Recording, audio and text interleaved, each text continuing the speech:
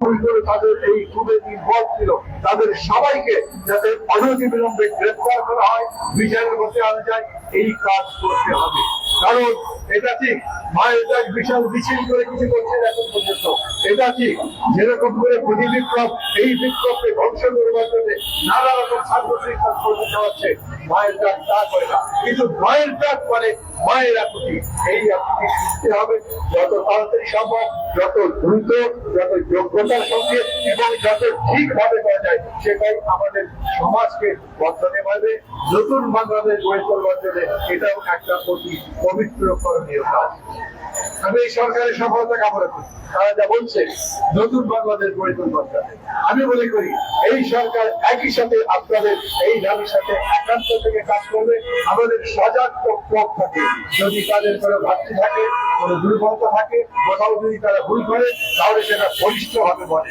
আমরা কোনো সরকারের তলবি বহন করি না, কিন্তু সরকার যদি ভালো কাজ করে সেই কাজে সমর্থন করতে চাই।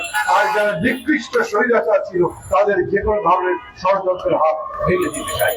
আপনাদের সবাই সাফল্য কামনা করি, যত তাড়াতাড়ি সম্ভব আপনারা আপনাদের স্বজনদের ফিরে পান, আপনাদের স্বজনদের ব্যাপারে সঠিক তথ্য এই প্রশাসনের মাধ্যমে পেতে পারেন। খোদা হাফেজ। আমরা সবাইকে বলবো একটি সংযুক্ত করার জন্য। আমরা চুম্বক কথা শুনবো। আমরা এবার অধিকারের সম্মানিত সভাপতি প্রাক্তন অক্সফোর্ড ঢাকা বিশ্ববিদ্যালয়ে আমাদের শ্রদ্ধেয় শিক্ষক, যিনি সবসময় বটবৃক্ষের মতো আমাদের সাথে ছিলেন এবং অধিকার থেকে এবার আমাদের আদিলুর রহমান খান শিল্পমন্ত্রী হয়েছে, তিনিও আমাদের অনুষ্ঠানে এসেছিলেন। আমরা সেই আমাদের শ্রদ্ধেয় স্যার আবরার চৌধুরী স্যারের কথা শুনবো। উপস্থিত সুধী মণ্ডলী, অনেক অনেক বছর ধরে আপনারা আপনাদের এই দাবি উত্থাপন করে এসছেন।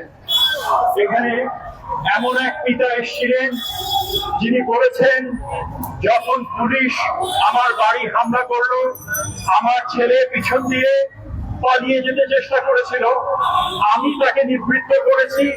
আমি বলি, তুই কেন যাবি? কারণ এটা তো রাষ্ট্রের লোক, আমি নিশ্চয়ই তারা তোর জন্য তোকে কিছু করবে না। এবং আমার কথার উপর ভরসা করে আমার ছেলেকে আমি পুলিশের হাতে বা যারা এসেছিল তাদের হাতে আমি তুলে দিই। সেই ছেলের চেহারা তিনি আর কোনদিন দেখেন নাই। পরবর্তীকালে কাঁদতে কাঁদতে শুকনো বুক দিয়ে বছরের পর বছর তিনি আমাদের এই অনুষ্ঠানে এসেছেন এবং পরবর্তীকালে তিনি আর বাঁচেননি।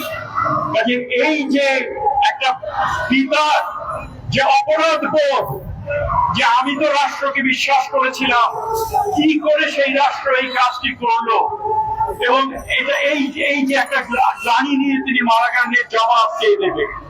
এরকম আরো অনেক কাহিনী আছে। আমরা শুনেছি যে মা ছেলেকে সকালবেলা নিয়ে গিয়েছিল, নিয়ে যাওয়ার সময় কমান্ডিং অফিসার বা যিনি ছিলেন বলেছেন, আপনি কোনো চিন্তা করবেন না খালাম্মা, কালকেই আমি ওকে দিয়ে যাব।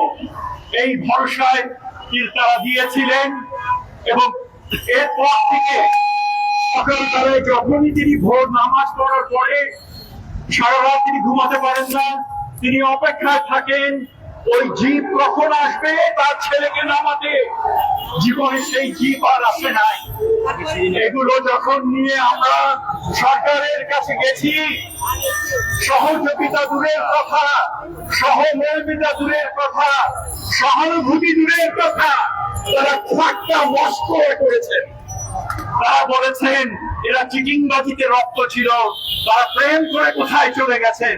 সেই অধ্যক্ষ এখন তারা পে করছেন, তার জন্য লুকিয়ে বেড়াচ্ছেন ইঁদুরের মতো। জনগণ তাদেরকে কাঠ গড়ায় নিয়ে আসবে এবং আমাদের আন্দোলন অব্যাহত থাকবে। যেই নীতি এতটুক ছিল সে এখন এত বড় হয়েছে। যেই বাচ্চা একদিন আমার আঙ্গুল হাত ধরে এই প্রেস ক্লাবে বলেছিল, আঙ্কেল আমার বাবাকে ফিরিয়ে আনেন, সেই বাচ্চা এখন এত বড় হয়েছে। আমাদের সকলের দায়িত্ব আছে তাদেরকে তথ্য দেবার, তাদেরকে বিচার লাভ করার জন্য। আমার কথা বাড়াবো না, আমি খালি সুস্পষ্ট ভাবে বলবো যে এই সরকার এই কর্মের জন্য দায়ী না সেটা আমরা স্বীকার করি। আমরা বিশ্বাস করতে চাই যারা অনেক আন্তরিক। আমাদের কাছে যথেষ্ট তথ্য আছে যে কারা এগুলোর জন্য যুক্ত ছিল। এই তথ্যগুলো নিয়ে আপনারা খুঁজে বের করেন ওই থানায় যখন আমি কমপ্লেন করতে গেছি কে ছিল, সে কার কাছে কি করেছে। বিশাল এজেন্সিস গুলো, রাষ্ট্রীয় এজেন্সিস গুলো, তাদের কাছে নিশ্চয়ই তথ্য আছে, ইন্টারোগেশন যেই করেছে। কাজে এগুলোকে ঘিরে আপনাদেরকে আসতে হবে। যারা আছেন অবশ্যই ইমিডিয়েটলি তাদেরকে ছেড়ে দিতে হবে। আমাদের এই দাবিগুলো করতে হবে, রাষ্ট্রীয়ভাবে স্বীকার করতে হবে যে গুম হয়েছে এবং এই গুম আর কখনো হবে না, এবং যাদের গুম করা হয়েছে তাদের ব্যাপারে রাষ্ট্র আন্তরিকভাবে তারা তদন্ত করবে এবং বিচার কার্য সমাধান করবে।